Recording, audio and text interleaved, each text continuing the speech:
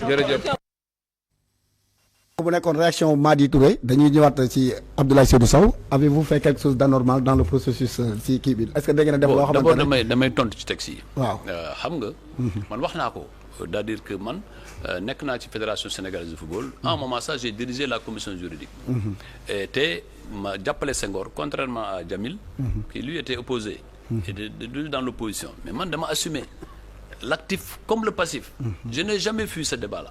débat wu nga xam ni li parce que loolu boo tax bi Senghor gars yi di candidat di wax ni moo gagné 5 coupes yi ma ne attention quand même je n'avais pas vu un seul joueur au monde gagner un match de football.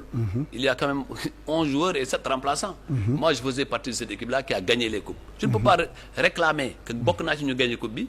di daw nag que yenn erreurs yu am ma koy daw du ma ko daw. mais dafa am lu nga xam ni bi Koso Diané nekkee président commission juridique dañ ko santoon la mission parce que ñun ñoo engagé wu. en 2021. fii ci teeru bi ñu ne bu ñu gagné on va réformer les textes. et bi ñu paree on a mis en place une commission qui a fait le tour de toutes les 14 régions.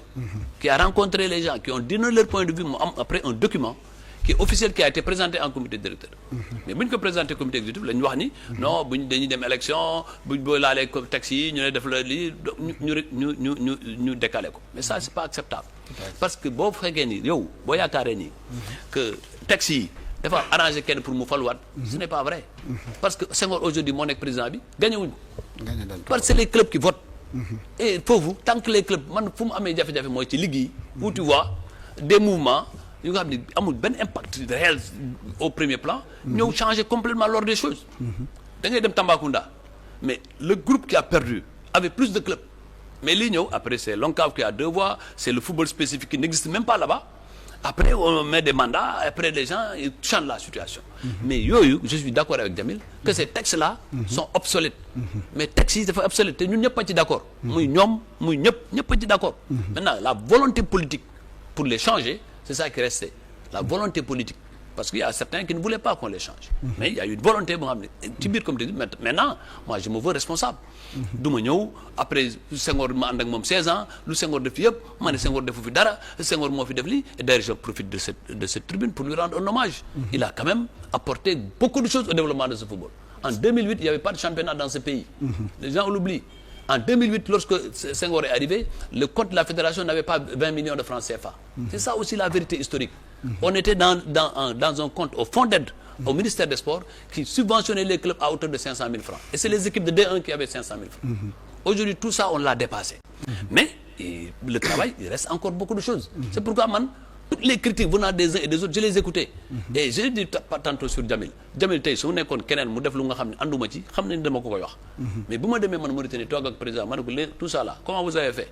Il m'a dit j'ai fait des projets. Je lui disais non, c'est la FIFA qui vous aide. ñun FIFA daf ñoo xaw a contre moo tax man may wax loolu mu ne ma non Ablaye ne dit pas ça. Et pourtant j'ai utilisé une expertise sénégalaise. Quand je l'ai appelé parce que man Sénégal ma tax a taxaw man leneen ñoruma fi. leneen ñoruma fi et benn nit mënul fees sama bët. li ma gëm laay def li ma gëmul kenn mënu ma ci dugal kenn lu ma gëmul du ma ci dugg. lu ma gëm nag danaa ci dee mais ci laay dee.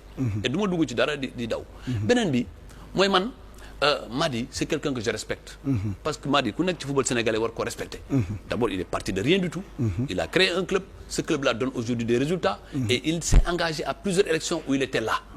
loolu moo tax ma jàpp ni. lii nii ñuy wax gis nga man corrupteur ak corrompu yëpp laa yemale.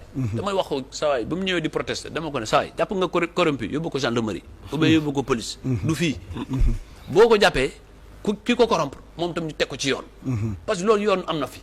mais doo ñëw rek ñu accuser nii camp lii man ak fi ma toll ci football bi. dañu ma gis man ou bien Ablaye Fall ak fu mu jaar. nga xaar ba veille de compétition. ngay ñëw compétition mooy amoo organisation.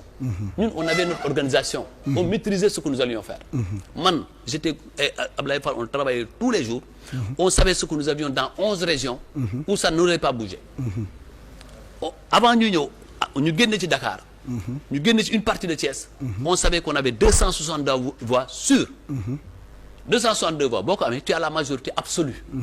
tu n'as pas la majorité qualifiée parce que le paradoxe c'est que nous avons 2 tiers pour aller même le président de la FIFA n'est pas élu sur ce mode-là. même le président de la FIFA wax nga benn affaire bu nga xam ne ne nga góolo ko am na 0 mais dans le système de football c'est possible. gis nga même président Sénégal bu muy dem CAF. Senghor bu ko Sénégal voté lul du ko xam parce que il est candidat day toog nii rek di xaar. bu ko Sénégal voté lul mën na am zéro. Même président FIFA si son pays ne vote pas pour lui il peut avoir zéro. parce que lui il n'est pas électeur. day ñëw il est candidat dañoo toog. et Senghor depuis qu'il est candidat il n'a jamais voté. Pour l'US Gorée, c'est Mbaye Mbow qui a toujours voté. Donc cette situation-là, c'est le football qui est comme ça. Mais nous, il nous faut réadapter nos textes. Réadapter, c'est une approche inclusive. Aujourd'hui, il y a des choses que Jamil a vécues. Il y a des choses que Adam Ndour a vécues. Il y a des choses que j'ai vécues. Nous, nous dajale ko. Bu ñu réforme texte yi am na lu fédération bi préparé. Texte yooyu ñu def ñu boole ci ñëpp. ñu xool naka la ñuy defaraatee texte yi. Mais man je n'appelle gis nga. Jamil a été très posé. Sur cette question-là, en disant que nous sommes en train d'évaluer, bu ñu paree ñu yekk ñi xam opinion même. Mais je lance un appel à Madi, à Jamil, ak surtout affaire yi jeex na. nañ joxante loxo. Nous tous nous sommes des acteurs majeurs de ce football-là. bu ñu gagné Coupe d'Afrique on était ak Madi on était presque assis côte à côte en 2021. loolu tamit nañ ko sóoraale. bu ñu topp ba yàq lu nga xam ni dafay gën a yàq suñu image ak li ñuy defar. te teguñ ko ci ay lulul ay xale yu manipuler ay def ay manipulation yoo amul fenn. moi je l'ai dit à Jamila ma ne ko bu ngeen jàppee kuñ corrompre yóbbu leen ko gendarmerie. bu leen fi sonal nit ñi di ñuy wax ay élections yu ñuy tarrane. ñun on est déjà suffisamment fatigué ku ngeen jàpp. mu ngi leen jël na xaalis yóbbu leen ko gendarmerie. ki ko jox xaalis dana ko jëli buñ ko jëlee justice baa ngi fi. mais bu ñu nekk règle sport nag nañ ko respecter. fii am na toujours des choses qu'on peut se reprocher man dans la démarche. mais Jamil il a été très courageux. Pourquoi j'ai salué parce que dañoo ñëw ñu ne élection président bi ak élection les autres membres du comité exécutif nañ ko différencier ñun ñu défendre loolu mais am na ñu nga xam ne comme que ñun ñoo défendre loolu ils défendent la position contraire. parce que comme que groupe Abdoulaye Fall moo ne nañ séparer élection président bi des autres membres et ce qui est dans le texte. ils ont rejeté en bloc mais Jamil bu mu jëlee parole. ñoom dañoo foogoon ni ñoom la la jàppale mënu leen man li ma gëm ak li am ci àddina bi mooy élection présidentielle la ñuy jiital. après ñu def élection ça c'est un courage. Et c'est pourquoi man quand il dit choses même sur lesquelles je ne suis pas d'accord je lui accorde le bénéfice de la bonne foi. parce que affaire yi bonne foi rek moo ci sës. mais le reste nag nañu xam ni élection yi jeex na élection yi am na lu ci ñaaw am na lu ci lii mais li nga xam ni mooy l'essentiel c'est que aucun club. amuñu ñu wax leen ni ñu tere ko voter. ou bien ñu tere ko ay droit am wax ngeen fii lu bari man gëwma ni élection club war na am L1 am 3 voix L2 am 2 voix man pour man club bu nekk parce que tey club mooy nekk joc mu ngi amateur tey suba mën na nekk professionnel te ça peut changer au cours du mandat donc tous les clubs doivent avoir une voix ça c'est tous les pays que ça se passe comme ça man mën naa leen wax ne su ma xooloon intérêt réew mi Lamine biñ paree ligue de football professionnel ñu dañ maa gagné am na ñu ñëw sama kër wan ma statut yi. ne ma tey commission électorale bi dafa def erreur. te boo defee recours te c'est des grands juristes. ñu ne boo defee recours da ngay gagné ma ne lu tax ñu wan ma ñu ne ma c'est l'assemblée générale mooy fal conseil d'administration bu conseil d'administration bi après fal le président c'est ce qui est dans les textes. Et à l'assemblée générale les clubs de L2 ont 3 voix les clubs de L1 ont 3 voix et les clubs L2 2 voix. Mais au conseil d'administration c'est chaque administrateur une voix. ñu ne ma boo defee recours parce que texte le statut de la ligue est clair c'est l'AG qui met en place le conseil et le conseil élit le bureau ñun nag dañoo ñëw rek def directement AG mu ne ma naa def recours ma ne ko man li nga may wax ni dëgg la mais su ma ko defee ma wàcc sama ànd. parce que man su ma defee lii recours mooy yàq AG fédération sénégalaise de football. te li ma bëgg moo ñu dem ci élection ci jàmm. Babacar Ndiaye mi gagné il le mérite et il a tout un passé pour ça. Moi je ne veux pas être dans ça je veux que notre pays garde sa stabilité durant 16 ans. Senghor a eu le mérite d'avoir la stabilité c'est pas aujourd'hui qu'on va changer les choses et c'est pourquoi je lance un appel encore fii ne Madi Jamil Augustin Senghor ñun ñëpp ñoo war a continuer tabaxaat suñu football ñun ñëpp ñoo ko tabaxandoo gis Coupe d'Afrique bi bu ñu ko gagné am naa ci wàll Jamil mi am na ci wàll population Sénégal am na ku ci nekk am na ci wàll amul kenn benn bopp bu mun a attan ni man maa gagné Coupe d'Afrique c'est pas vrai c'est pas vrai il y a eu toute une histoire pour arriver à ce niveau donc je considère que débat bi dañ ko war a clore ñoom nañ ut seen élément ki ñu jàpp ni am na ki jël xaalis ki téye ko nañ ko téye.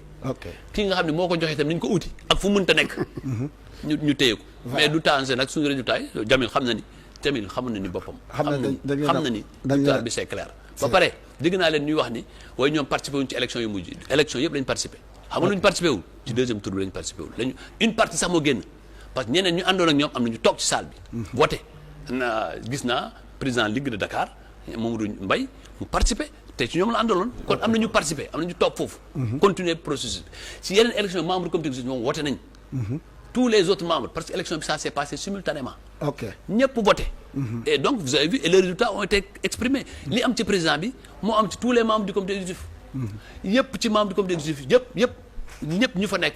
ce sont ñun ñu jàppale woon. ñoom ñoo gagné parce que nous avons mis en place une stratégie. nous avons mis en place une organisation. et nous savions comment aller aux élections. moo tax bi ma génnee ligue professionnelle gars yi commencé di bakku di wax ni gars yi waa ji dee na man leen sama ji c' est 80 voix sur 518. ok c' est 80 sur 518.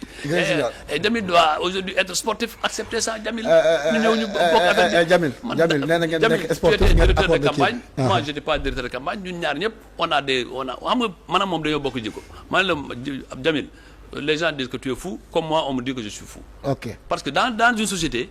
Seuls ceux qui croient à la vérité à leur vérité parce que vérité nag c'est toujours relatif. dañ lay jàppee ni dof. man beaucoup de gens disent que je suis difficile je suis compliqué mais je ne suis pas difficile. moi je pars sur mes convictions. et lépp lu ma dugg dama ci dugg ak loyauté. aujourd'hui tey Abdoulaye Fall bu ñu àndee ba tey mooy suñu njiit ci li mu jiite ci ma ko ci jàppale ba mu stër te du ma ci reculer une seule fois. jusqu'à la preuve du contraire. la preuve du contraire mooy ce qui est arrivé avec Senghor. avec Senghor nous avons fait 16 ans. de manière ininterrompue où l'engagement était ferme. Arrivé à un moment, j'ai cru qu'il faut maintenant arrêter. Parce que dans tous les pays du monde, toute organisation sociale humaine a un certain rythme de respiration. Et ce rythme de respiration, ce ne sont pas toujours les mêmes hommes. C'est pourquoi d'ailleurs moi je salue ce qui s'est passé. Bon, les comités il y a des gens nouveaux qui viennent d'apporter, tu regardes des jeunes comme Moussa Mbaye, inspecteur du Trésor, tu regardes comme des jeunes comme Bambaba qui sont nouveaux que je viens de découvrir. Fait que ñoom Babacar Ndiaye avec lesquels nous étions au comité exécutif, ça donne une bonne Henriette da ngay gis ni loolu mooy dundal mbir mi te ñun war nañ xalaat ëllëg ñun ak ñoom Jamil yi ñëpp dana mën a sa am temps ñu xewi. bu ñu xewee naka la une autre génération prendra les choses te du am crise. Rappelons-nous que le Cameroun a beaucoup gagné en Afrique. Aujourd'hui, ils sont en crise. La Mauritanie, qui est un petit pays, ne gagne rien, n'a rien gagné. Mais si vous regardez cette organisation, il y a nga xool yeneen pays Égypte a gagné 7 fois la Coupe d'Afrique à un moment est entré dans une crise profonde. te ñun crise xëjul ci ñun. Parce que fédération yooyu c'est des fédérations très fortes qui sont puissantes sur le plan financier. mais ñun amuñ loolu lu ñu mën a am mooy changer ni ñuy doxalee ñun ñëpp ñu boole suñu doole. ñu dindi contradiction yi dindi affaire yëpp. match bi jeex na. On se salue et on se donne la main pour l'avenir. Voilà, donc match bi jeex na Jamil Faye, qu'est-ce qui vous empêche d'accepter la vérité